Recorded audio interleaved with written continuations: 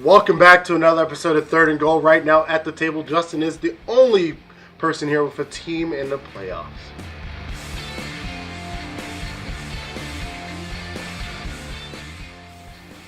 As you can see, Jimmy is not here again. He actually is sick, so get well, Jimmy. But nonetheless, we have my boy, Triple OG, Ross Roberts, back on the table. Man, you remember him from our original videos of just doing picks, and hey, we got your boy back. Work schedules, huh? Yep. So let's get into it. Let's talk about Wild Card Weekend. Man, what a weekend it was for football. First, we'll start talking about the Colts defeating the Texans 21-7. Just showed up, beat the shit out of them, and rolled out. Wow. Yeah, not the best game for Deshaun Watson, although actually it was a much worse game for his running backs. They didn't do jack diddly dick in that game. Colts all of a sudden just having great rush defense, with the exception of allowing some scrambles. But yeah, I mean, Marlon Mack went off in this game, over 100 yards and a touchdown. Really great game for the Colts. Yeah. 21 skunked him. Yeah, 21 at the half. I literally was like, pass that controller. It's done. Like, wow. Like, I mean, there's not much else to say about this game except for the Colts. I mean, Andrew Luck in the playoffs looking very promising. Don't know if he can beat the Chiefs, but... Let's just say, Colts got lucky. Josh McDaniels said no. Yeah. And they got lucky that the Eagles' offensive coordinator still hadn't had a job yet. That is 100% true. Now, moving on, we had the Cowboys on Saturday defeat the Seahawks 24-22. Cowboys fans are probably not going to stop talking about this game. Finally won a playoff game. Good for you guys, nonetheless. I have not shit to say at all because I have no room to talk. But, wow, Cowboys in Jerryland beating the Seahawks. What is up? I know you're happy. Yeah, I mean, it was a very close competitive game. But the Cowboys have proven something. They can win a playoff game. They're a serious contender right now. You can't take them lightly. I mean, ever since they got Amari Cooper, their team's been looking a lot better. I have to say, a lot more balanced. They can now actually pass the ball. So you got to take them seriously. Yeah. Who knows how it would have done, but let's not forget, especially Adkowski threw his leg out. Yeah. And the Seahawks do not have a kicker. You don't have a kicker, you're going for it on the fourth down. Yeah. You're going for it, too. Yeah, you could try to drop kick, but that's a risky move. Well, Ross brings up a good point, though, because once Janikowski went out and they had that, the punter as the kicker, that onside kick attempt at the end was just terrible. That's it. Just a pop-up kick. Headache. Well, because you have a kicker, even when he does normal kickoffs, he's drop kicking. Yeah. He knows. I saw a game earlier in the year. It was the most hilarious thing to watch. Sebastian Janikowski got hurt again. I mean, let's be honest. He's done. He's 40 years old. 300-pound kicker. And he looks all age of 40. His face was hilarious when he pulled his whatever. But they did it earlier this year, and he was drop-kicking kickoffs pretty decently because he's an Australian rules rugby player. Which that might be a trend now in punters. Yeah. Because they can kick the ball wherever the hell they want to kick it. I mean, I remember I've seen punters do that a lot, the rugby-style kick, and I'm like, all right, hey, if it works, dude, go for it. I just don't think it works for onsides, though, because I think... not at all. Well, me and Gerald were talking about this because we got to witness one in the Ravens game. This new kickoff rule, you're not getting an onside kick. No. Because half the onside kicks that used to be recovered was because you kick it at the guy, one of the big guys in front, send two other people at it, barrel over them, and then the ball bounces around. The fact you can't run until the ball is kicked, I've heard him talk about it. The strategy basically is you kick it, hope it bounces, hits high, goes over the front line, and one of your guys can get there before their receiver or tight end jumps and catches the ball. Yeah, I mean, just the rules they've done in kicking have changed the game, and I know what they're trying to do. Take away injuries, yada, yada, yada. It's football. I mean, we had actually an episode, I think a year or two ago, where we were talking about the new rules, how they are treating kicking and concussions and all of that shit. And it's like, it is annoying to watch, especially if you're on a team that needs that onside kick. And that leads me into the next game where the Chargers sadly defeated the Ravens 23-17. If you want to really know in depth on how we feel about that, watch this week's episode of Charm City Beat. We'll put the link in the bio. But yeah, I mean, the Ravens, came out flat. A lot of offensive line issues, a lot of pressure. Defense was consistent, though. First, 3 plays were fumbles. Yeah, fumbles. Jesus. Yeah, I mean, there's not much else to say about this game. Chargers, they beat the Ravens. As much as I like the score, does not indicate exactly how the game was. At all. Honestly, this game was a lot further apart than the score allows, honestly. But I will also say that touchdown was when they went for it on 4th down, because at that point, what do the Chargers have to lose there? They're true. Lamar hasn't done anything. We're up 17 or whatever to 3. Let's put him at the 1-yard line. He hasn't done anything. Yeah. I mean, I don't know what to say, guys. I mean, I was watching the game, and, it's just the first half, looking at the scores, just man, the Ravens haven't done anything with their offense. At all. Also, if you watch, every first play was a run up the middle. It was some type of option, I'm assuming. And either Lamar was making the wrong call or the Chargers knew what they were doing. Nope. But it also seemed to me that the Chargers on offense were being very conservative. They wanted to make sure they didn't let the Ravens defense win them the game. They were making sure to do these short little dump-off passes, not take a lot of risks. Mm-hmm. That's something I definitely noticed out of their game plan. They wanted to make it so the Ravens had to use their offense to win and not get some crazy defensive touchdown to win. Chargers this year, if you've noticed, they run the clock down almost every drive. Every drive, it seems like they're calling a snap with 5-6 seconds left. They always played slow. Phillip Rivers always took his occasional shot. They started half their drives in the first half on our side of the 50. Yeah. There's not many big shots you're going to take. And we shut their running game down with Melvin Gordon and all their other backups. So they basically were like, all right, we have to use slants now. Because as much as I like our defense, our weak spot can be our linebacker coverage in the middle. Sometimes they don't get deep enough. Sometimes they don't cover. But we shut the running game down, so they had to resort to a more short passing game as their running game, and they didn't want to try to keep their defense on the field and stay fresh, because that's how they were getting Lamar this week. 2 weeks ago, that wasn't happening. Yeah. Another team that figured out the way the Ravens were playing in the first quarter. I said, first team that plays twice. First team, yes, correct. We were talking about that. First team that plays twice.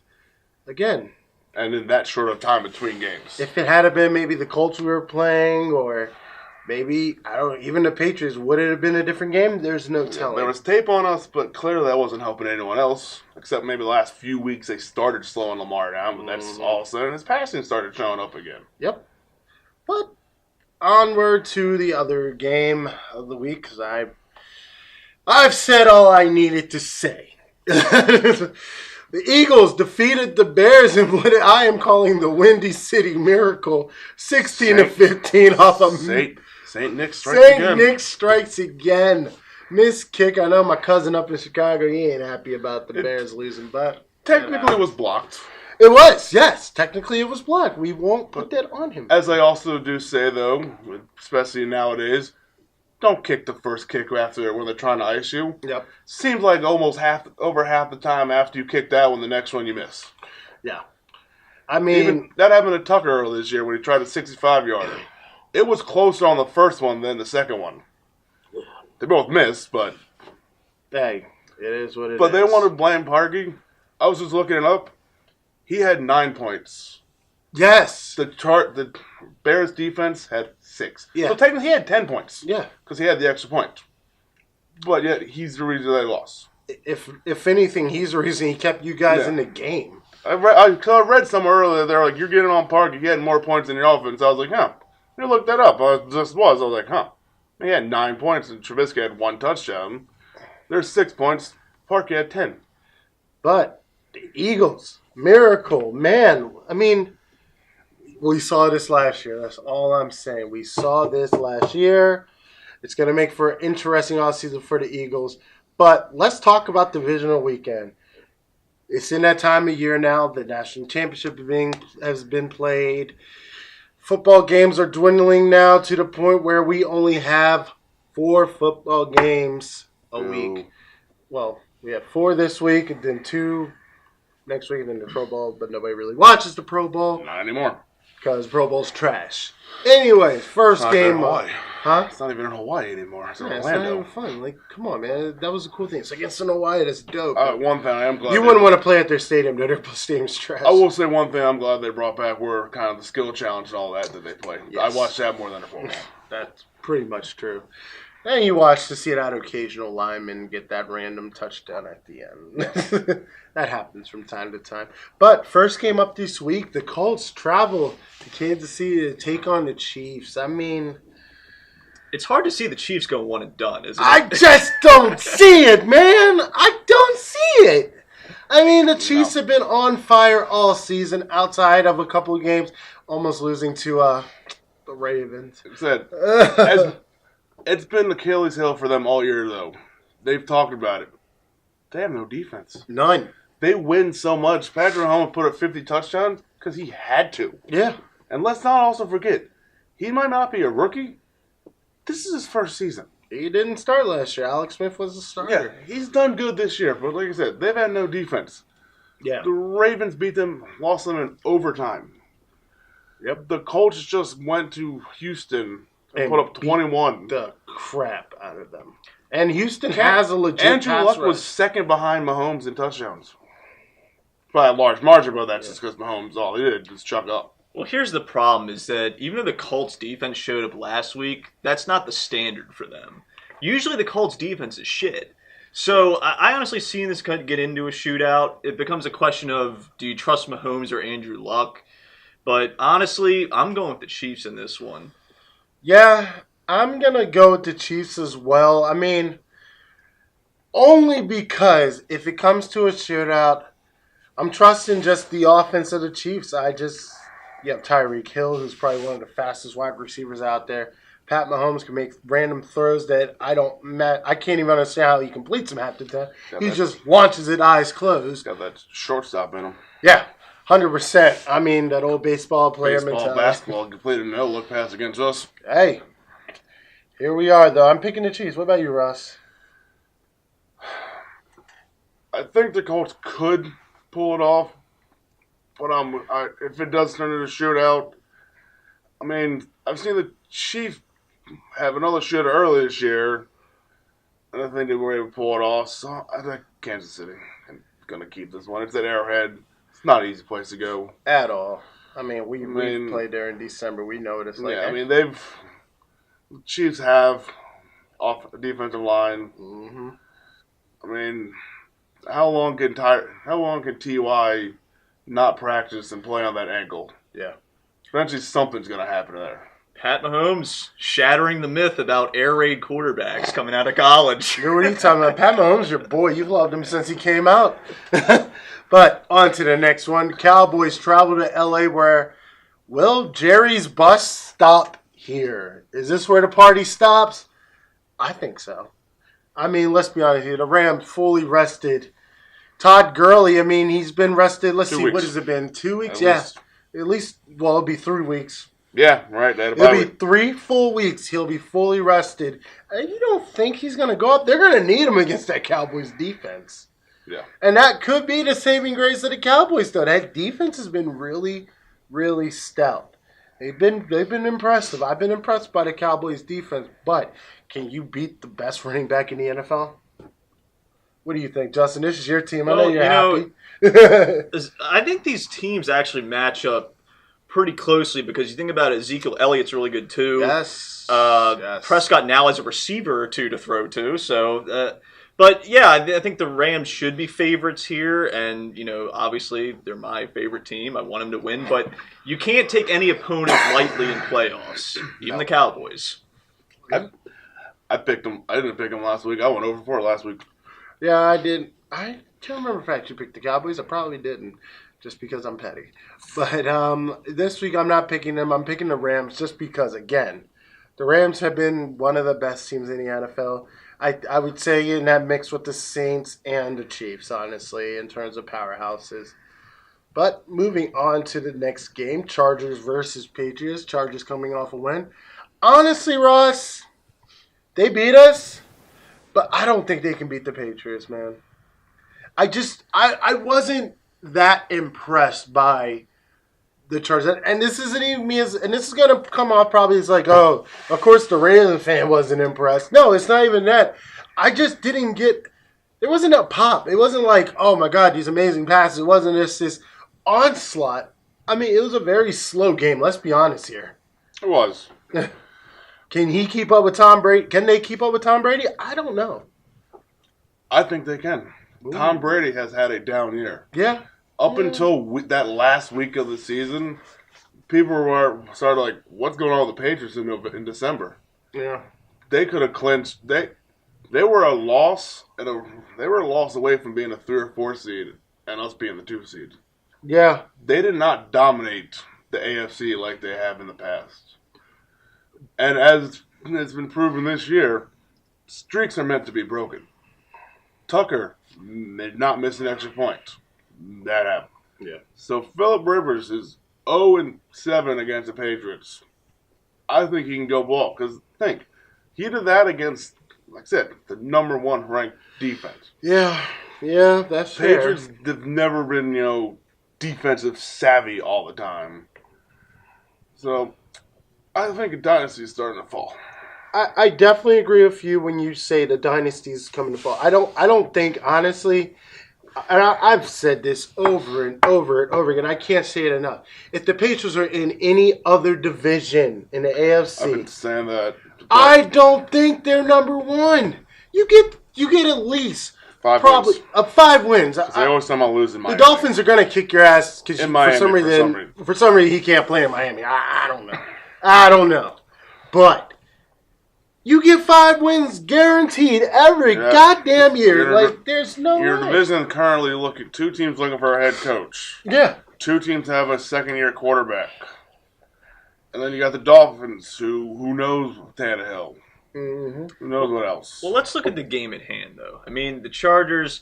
This is a team that I thought, honestly, was most likely to have won and done in the playoffs. Yeah, that was my prediction. And then they find a way to win in M&T Bank, and it doesn't have to be pretty. I mean, no one expects you to win pretty in M&T Bank, but just winning is good enough. Yeah, I mean, that's not an easy place to play. Kind of in the playoffs, they're 9-0 outside the state of California. Wow. Their 1 loss was to the Rams. I think this is going to be 1 road loss. A very competitive game. And that was in California. I think this is going to come down to 7 points or less in the end of the day. It's hard for me to pick. The points you guys made, it makes it incredibly hard to pick. I don't know. I mean, I think this could be one of the more competitive games this weekend. I think for sure this is probably going to be definitely one of the more competitive games. But I just don't know if the Chargers have what it takes to at least offensively beat the Patriots. I think the Patriots offense, I mean, they throw freaking Walmart baggers in at slot receiver and make the best out of it. I mean, let's be honest here. The Patriots, you just don't count them out in the playoffs. Oh, no. It will not surprise me if they win, but yeah. I just think the Chargers can pull something off here. And for the Chargers, Phillip Rivers in particular, might be his last chance to really make a run at the Super Bowl. You make a good point. I determined before the Ravens-Chargers game, my AFC team was in that game. Mm-hmm. My AFC team I'm rooting for was in the Ravens-Chargers game. It was either going to be the Ravens or the Chargers. Well, of course it's going to be the Ravens. But if we lost because we weren't playing a 12-win team, I'm like, I'm raised as much as I'm raised to not like the Colts. Honestly, AFC, I'm still going with, I think the Chiefs, honestly, out of who's left. Oh. I just don't want to, I mean, I got Patriots fans, my boy Jake. Sorry, buddy. I just don't want to see the Patriots in the Super Bowl again. I'm done. If the AFC Championship game is Chiefs, Patriots, I'm picking the Chiefs. If it's Chiefs-Chargers, I think the Chargers might be able to pull that one off, too. Plot twist. Again, Chargers, Patriots. There's no telling who's going to win, but I don't think the Patriots are making the Super Bowl. I just don't see it as their year this year. No. And if they do, it's But rare. the funny thing is, there's actually a chance both the last year Super Bowl teams could be having a rematch. That's actually that possibility. But as of right now, is possible. But the Eagles have a very very tall mountain to climb when they travel to New Orleans to take on Drew Brees and the Saints. In the Dome. And I'm not going to lie, I texted a couple of my Eagles fans. I said, yo, you guys got seat on your bandwagon right now. I need a team to root for in the playoffs. But, of course, I got to root for the Saints as well because Taysom Hill's there. Whoever wins this game, this is my Super Bowl team. Eagles are the Saints. Hey, listen. Listen, you're not new to this. You know how I am. I honestly think whoever wins this game, that's probably who's going to the Super Bowl, in my opinion. Honestly, it's either going to be a miracle, Eagles getting back into it, or Drew Brees going out on top in the big game. Who's going to win this specifically? If I had to make a quick choice right here, I'm going with the Saints. You know what Super Bowl I want to see? What? I want to see Saints-Chargers. I want to see Drew Brees go back to that would be great. Beat LA, beat the Chargers. That would be great, and then for him to retire on top. Oh my God! Retire out the I honestly am. I'm rooting for that playoff. Honestly, as much as I do like the Eagles to a degree because I like Philly, but I'm rooting for the Saints. Chargers. That would have been an extra added bonus if we beat the Chargers because Eric Weddle would have been able to beat the Chargers one more time. Yeah, I was hoping. I really was hoping because the whole time he's out there, I'm just like, man, if he could beat them one last time, because we talked about it. Yeah, that would have been dope. But again, you're in New Orleans. You're in the Mercedes-Benz Superdome. They don't lose. Last time they were number 1 seed, they went to the Super Bowl. They don't lose. They don't lose in New Orleans. Peyton and Breeze have some magical formula when they're in the Dome. Yeah, I'm gonna have to agree with you, fellas. I think the Philly Magic is gonna fizzle out on this one. Granted, the Eagles really started getting hot late in the year, but it could fizzle out here definitely. I mean, going into again, the Saints just play so well in that dome. Yeah, I mean, the dome is built for them. It's loud. It's incredibly loud. It's going to be even louder during the playoff It's going to be even louder.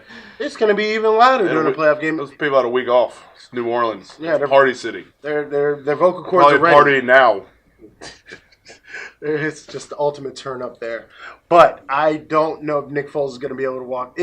Like I said, if Nick Foles walks into New Orleans, beats the Saints by some... He just cashed himself a giant check if he does that. You young man will be getting paid. There's no question about it. I hope the Eagles are smart enough to keep this kid. I don't know if they are. I highly doubt they are from what it seems like. But who knows? I just think it's an impossible moment to go against the Saints and try to beat them at home. But that's our games. At this point, Super Bowl is still up in the air, but... Man, that Saints-Chargers Super Bowl, again, Chargers, I don't think I've ever seen them in a Super Bowl. They've never been in a Super Bowl, so that would be awesome. So we're kind of rooting for that. But, as always, weekly game ball still at hand. We got to give a shout-out to Clemson, who they literally threw him up against the wall, bitch slapped him, and kicked him in the nuts. Oh, my God. They destroy them. It wasn't even close. Game ball actually goes to head coach Dabo Swinney, who outcoached Nick Saban twice in the national championship. There you go, sir. Yes, Clemson on top, number 1 team in college football, national champions. First team in the modern era to go 15-0. Yeah. Wow. But, I mean, let's be honest here. We could talk about the national champion for a second. There's got to be some type of change in the playoff system. There's got to be some type of change trash. In college football. Yeah. These teams have played the past 4 years. Yeah. 3 of them in the national championship game. I don't care what you say about Notre Dame not belonging or being in a UCF, whatever the hell it is, but there's something. And actually, if you go to thisisLitTube.com, Tony Knight, one of our writers, actually wrote an article talking about college football and just kind of how messed up it is. So I'll actually put the link in the bio for that. I know that I was saying earlier today when I was at work, these Clemson Tigers, they need to leave the ACC. Yeah. They need to stop bragging like they're a good team, but fine. They're playing the ACC. Yeah. They have teams like Maryland, Boston College. Maryland's not in anymore. But these are the teams still. Historically they played. Unless Maryland's not anything. They need to go to the SEC. Yeah. Their fans were chanting SEC at Alabama when they were playing. It was like, you want to be in the SEC? Go play them all. Go play those teams all year. I would be curious. I would be curious to see what happens if Clemson plays in the SEC. Yeah, they play in the ACC. That is not a football comp. You have Florida State, no more. Yeah. Miami, no. I'd like to see Notre Dame now. I'd like to see more playoff teams. Honestly, Oh, I'd like that to see, has like, to a be. larger playoff pool. 100%. I think if you win your conference, like you should be a playoff team. Even if it's a shitty conference, I think you should still be in it. I mean, I think everybody needs a shot, and I get it. People are like, well, it'd be blowout when you have, like, the SEC playing the AAC and this, that, and the other. I don't think that matters. I mean, if you have a playoff system, everybody should get a fair shake. The playoffs should be decided by whoever is the best in each individual conference, not just the top 4 teams of the top Power 5 conferences. I think that's where the problem is. Power 5s run everything, so that the General 5s and then the independents, they virtually get shit on and be lucky if they can get a New Year's Six bowl. Yeah, because, I mean, independent leagues, they don't have a conference championship game. And that screwed teams one like... one less game. Yeah, that screwed teams like Notre Dame and BYU. It's the reason Notre Dame joined the ACC. Yeah. They wanted a conference game. Yeah, it's historically screwed a lot of independent teams. Now, independence in general, and again, like I said, I'm not going to spend too much time on independence, but it has helped teams like BYU get notoriety because they have the contract with ESPN. They get to virtually pick who they want to play. That's the only advantage of an independent conference. That's the only... You get to pick your whole schedule, basically. Simply put, end of story. I mean, Clemson probably could. Honestly, they have the talent, but I just don't think their road to the playoffs is easier in the SEC. If they won the SEC and still won the national championship, fine, I'll give it to them. Yeah. Because I just saw something earlier today. Dabo Swinney and Nick Saban, the past 4 years, both 55-2, both 2 national titles. Wow. How impressive. There's a problem, though, the past 4 years, those 2 teams have been not champions. Yeah, you get the same, 3 teams in, there's random 4th team thrown in there every now and then. Yeah, and I think that's also the biggest issue. Again, we got to mix it up. Whether or not that happens, again, it's all about money in college football. It's more... Expand it. It needs to. That's just expand it. 8 teams. 8 teams would be cool. Shit, you really want to get really froggy? Get 10 teams in a wild card weekend. I don't know. But just... something's got to change to make me more interested in the college players outside the fact that I just like college football. You're going to attract more people if there's more teams. Yeah. It's too boring to watch now. It is. Dude, going into it, you know who the hell was going to be in it. You knew Alabama was going to be in it. You knew Clemson was going to be in it. You knew it. All they've been talking about is like, oh, what's this mean for Alabama? Like, nothing. Did you really think Notre Dame was going to be in the national championship when they came out? No. There's no freaking way. I mean, Alabama's good. They got the quarterbacks coming back next year. And they probably have 6 other starting caliber quarterbacks either on their team or waiting for Nick Saban to show up in the living room. That's true. But that does it for episode of 3rd and Goal. It is Divisional Weekend. We got more playoff coverage for you next week. If you're watching this on thisislittube.com or YouTube, thank you for tuning in.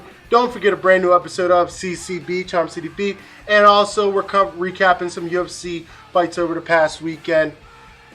So excited. Stay tuned. Take care.